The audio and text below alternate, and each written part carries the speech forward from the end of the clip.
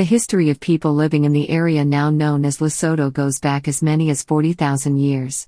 The present Lesotho emerged as a single polity under paramount chief Moshoeshoe I in 1822. Under Moshoeshoe I, Basutoland joined other tribes in their struggle against the Lifaqane associated with the reign of Shaka Zulu from 1818 to 1828. Subsequent evolution of the state was shaped by contact with the British and Dutch colonists from Cape Colony. Missionaries invited by Moshoeshoe I developed orthography and printed works in the Sotho language between 1837 and 1855. The country set up diplomatic channels and acquired guns for use against the encroaching Europeans and the Korana people. Territorial conflicts with both British and Boer settlers arose periodically, including Moshoeshoe's notable victory over the Boers in the Free State Basotho War, but the final war in 1867 with an appeal to Queen Victoria, who agreed to make Basutoland a British suzerainty. In 1869, the British signed a treaty at Aliwal with the Boers that defined the boundaries of Basutoland and later Lesotho, which by ceding the Western Territories effectively reduced Moshoeshoe's kingdom to half its previous size. The extent to which the British exerted direct control over Basutoland waxed and waned until Basutoland's independence in 1966, when it became the Kingdom of Lesotho. However, when the ruling Basotho National Party lost the first post-independence general elections to the Basotho Congress Party, Libua Jonathan refused to cede and declared himself Tonakolo. The BCP began an insurrection that culminated in a January 1986 military coup forced the BNP out of office. Power was transferred to King Moshoeshoe II, until then a ceremonial monarch, but forced into exile when he lost favor with the military the following year. His son was installed as King Letsie III. Conditions remained tumultuous, including an August 1994 self-coup by Letsie III, until 1998 when the Lesotho Congress for Democracy came to power in elections which were deemed fair by international observers. Despite protests from opposition parties, the country has remained relatively stable since. Ancient history. At some stage during their migration south from a tertiary dispersal area, Bantu-speaking peoples came to settle the lands that now make up Lesotho as well as a more extensive territory of fertile lands that surround modern-day Lesotho. These people spoke a unique South Sotho dialect say Sotho and called themselves the Basotho. There were several severe disruptions to the Basotho peoples in the early 19th century. One view states that the first of these were marauding Zulu clans, displaced from Zululand as part of the Lifaqane, wrought havoc on the Basotho peoples they encountered as they moved first west and then north. The second that no sooner than the Zulu has passed to the north than the first Boer trekkers arrived, some of whom obtained hospitality during their difficult trek north. Early Boer trekker accounts describe how the lands surrounding the mountain retreat of the Basotho had been burnt and destroyed, in effect leaving a vacuum that subsequent Boer trekkers began to occupy. However, this interpretation of history for the entire southern region of Africa is a matter of dispute. One attempt at refutation came by Norman Etherington in The Great Treks, The Transformation of Southern Africa, 1815 to 1854. Etherington argues that no such thing as the Lifaqane occurred, the Zulu were no more marauding than any other group in the region, and the land the Boer trekkers saw as empty was not settled by either Zulu or Basotho because those people did not value open lowland plains as pasture. Basutoland. Free State Basotho Wars. In 1818, Moshoeshoe I/Mowewe/ consolidated various Basotho groupings and became their king. During Moshoeshoe's reign, a series of wars were fought with the Boers who had settled in traditional Basotho lands. These wars resulted in the extensive loss of land, now known as the Lost Territory. A treaty was signed with the Boers of Griqualand in 1843 and an agreement was made with the British in 1853 following a minor war. The disputes with the Boers over land, however, were revived in 1858 with Senegal's War and again, more seriously, in 1865 with the Sekedi War. The Boers had a number of military successes, killing possibly 1,500 Basotho soldiers, and annexed an expanse of arable land which they were able to retain following a treaty at Thababoja. Further conflict led to an unsuccessful attack on Thababoja and the death of a Boer commandant, Lou Vepener, but by 1867, much of Moshoeshoe's land and most of his fortresses had been taken. Fearing defeat, Moshoeshoe made further appeals to High Commissioner Philip Edmund Woodhouse for British assistance. On March 12, 1868, the British cabinet agreed to place the territory under British protection and the Boers were ordered to leave. In February 1869, the British and the Boers agreed to the Convention of Aliwal North, which defined the boundaries of the protectorate. The arable land west of the Caledon River remained in Boer hands and is referred to as the Lost or Conquered Territory. Moshoeshoe died in 1870 and was buried atop Thaba. Annexation by Cape Colony. In 1871 the protectorate was annexed to Cape Colony. The Basotho resisted the British and in 1879 a southern chief, Morossi, rose in revolt. His campaign was crushed, and he was killed in the fighting. The Basotho then began to fight amongst themselves over the division of Morossi's lands. The British extended the Cape Peace Preservation Act of 1878 to cover Basutoland and attempted to disarm the natives. Much of the colony rose in revolt in the Gun War, inflicting significant casualties upon the colonial British forces sent to subdue it. A peace treaty of 1881 failed to quell sporadic fighting. Return to Crown Colony. Cape Town's inability to control the territory led to its return to Crown control in 1884 as the territory of Basutoland. The colony was bound by the Orange River Colony, Natal Colony, and Cape Colony. It was divided into 7 administrative districts: Berea, Laribe, Maseru, Mohale's-Hoek, Mafeetang, Koch's Neck and Kooting. The colony was ruled by the British resident commissioner, who worked through the Pitso of hereditary native chiefs under one paramount chief. Each chief ruled a ward within the territory. The first paramount chief was Larothati, the son of Moshoeshoe. During the Second Boer War the colony was neutral. The population grew from around 125,000 in 1875, to 310,000 in 1901, and to 349,000 by 1904. When the Union of South Africa was founded in 1910 the colony was still controlled by the British and moves were made to transfer it to the Union. However, the people of Basutoland opposed this, and when the National Party put its apartheid policies into place the possibility of annexation was halted.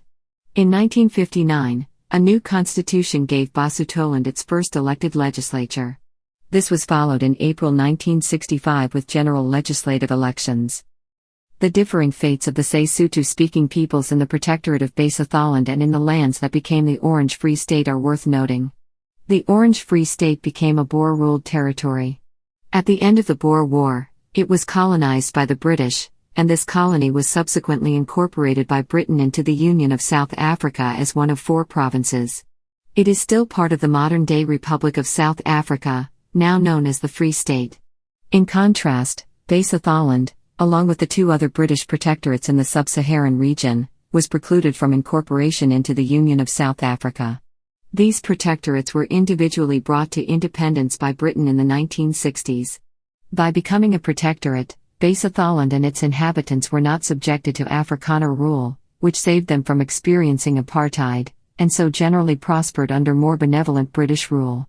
Basotho residents of Basotholand had access to better health services and to education, and came to experience greater political emancipation through independence. These lands protected by the British, however, had a much smaller capacity to generate income and wealth than had the Lost Territory, which had been granted to the Boers. After a 1955 request by the Basutoland Council to legislate its internal affairs, in 1959 a new constitution gave Basutoland its first elected legislature. This was followed in April 1965 with general legislative elections with universal adult suffrage in which the Basotho National Party won 31 and then the Basutoland Congress Party won 25 of the 65 seats contested. Kingdom of Lesotho. On October 4, 1966, the Kingdom of Lesotho attained full independence, governed by a constitutional monarchy with a bicameral parliament consisting of a Senate and an elected National Assembly. Early results of the first post-independence elections in January 1970 indicated that the Basotho National Party might lose control. Under the leadership of Prime Minister Chief Lebuwa Jonathan, the ruling BNP refused to cede power to the rival Basotholand Congress Party, although the BCP was widely believed to have won the elections. Citing election irregularities, Prime Minister Lebuwa Jonathan nullified the elections, declared a national state of emergency, suspended the constitution, and dissolved the parliament. In 1973, an appointed interim National Assembly was established. With an overwhelming pro-government majority, It was largely the instrument of the BNP, led by Prime Minister Jonathan. In addition to the Jonathan regime's alienation of Basotho power brokers and the local population, South Africa had virtually closed the country's land borders because of Lesotho's support of cross-border operations of the African National Congress. Moreover, South Africa publicly threatened to pursue more direct action against Lesotho if the Jonathan government did not root out the ANC presence in the country. This internal and external opposition to the government combined to produce violence and internal disorder in Lesotho that eventually led to a military takeover in 1986.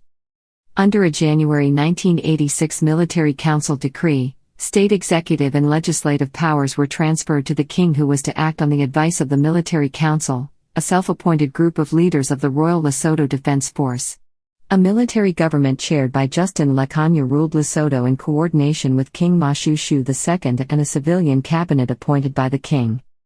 In February 1990, King Moshoeshoe II was stripped of his executive and legislative powers and exiled by Lifaqane, and the Council of Ministers was purged. Lifaqane accused those involved of undermining discipline within the armed forces, subverting existing authority, and causing an impasse on foreign policy that had been damaging to Lesotho's image abroad. Lifaqane announced the establishment of the National Constituent Assembly to formulate a new constitution for Lesotho with the aim of returning the country to democratic, civilian rule by June 1992. Before this transition, however, Lifaqane was ousted in 1991 by a mutiny of junior army officers that left Faisal Ramima as chairman of the military council, because Moshoeshoe II initially refused to return to Lesotho under the new rules of the government, in which the king was endowed only with ceremonial powers. Moshoeshoe's son was installed as King Letsie III. In 1992, Moshoeshoe II returned to Lesotho as a regular citizen until 1995, when King Letsie abdicated the throne in favor of his father. After Moshoeshoe II died in a car accident in 1996, King Letsie III ascended to the throne again. In 1993, a new constitution was implemented, leaving the king without any executive authority and proscribing him from engaging in political affairs. Multi-party elections were then held, in which the BCP ascended to power with a landslide victory. Prime Minister Nsumukhle headed the new BCP government that had gained every seat in the 65-member National Assembly. In early 1994, political instability increased as first the army, followed by the police and prison services, engaged in mutinies. In August 1994, King Letsie III, in collaboration with some members of the military, staged a coup, suspended parliament, and appointed a ruling council. As a result of domestic and international pressures, however, the constitutionally elected government was restored within a month. In 1995, there were isolated incidents of unrest, including a police strike in May to demand higher wages. For the most part, however, there were no serious challenges to Lesotho's constitutional order in the 1995-96 period. In January 1997, armed soldiers put down a violent police mutiny and arrested the mutineers. In 1997, tension within the BCP leadership caused a split in which Dr. Mukhle abandoned the BCP and established the Lesotho Congress for Democracy, followed by two-thirds of the parliament.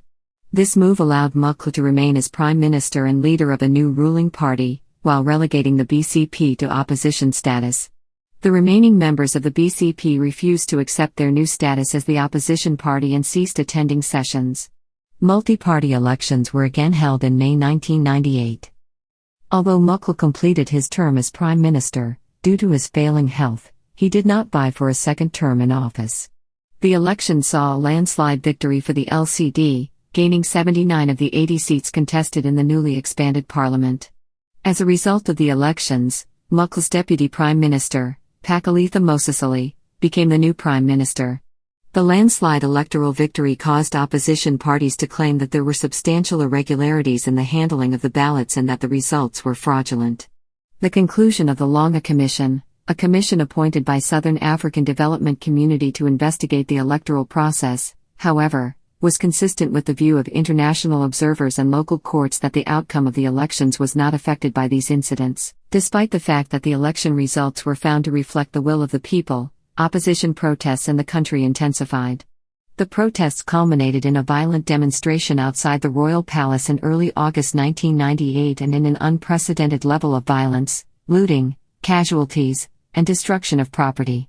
In early September, junior members of the armed services mutinied. The government of Lesotho requested that a SADC task force intervene to prevent a military coup and restore stability to the country. To this end, Operation Boleas, consisting of South African and Botswana troops, entered Lesotho on September 22, 1998 to put down the mutiny and restore the democratically elected government.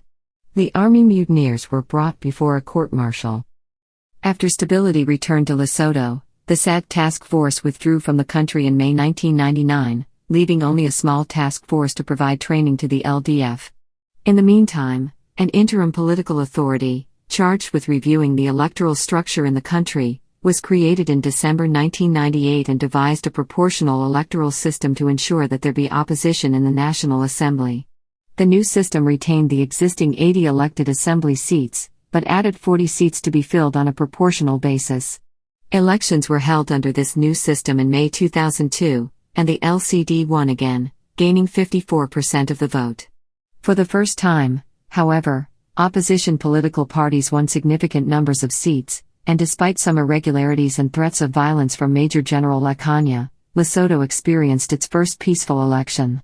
9 opposition parties now hold all 40 of the proportional seats, with the BNP having the largest share. The LCD has 79 of the 80 constituency-based seats. In June 2014, Prime Minister Thomas Tabane suspended Parliament because of conflict within his coalition, leading to criticisms that he was undermining the government. In August, after Tabane attempted to remove Lieutenant General Kennedy Lifaqane from the head of the army, the Prime Minister fled the country alleging a coup was taking place. Kennedy denied that any coup had occurred.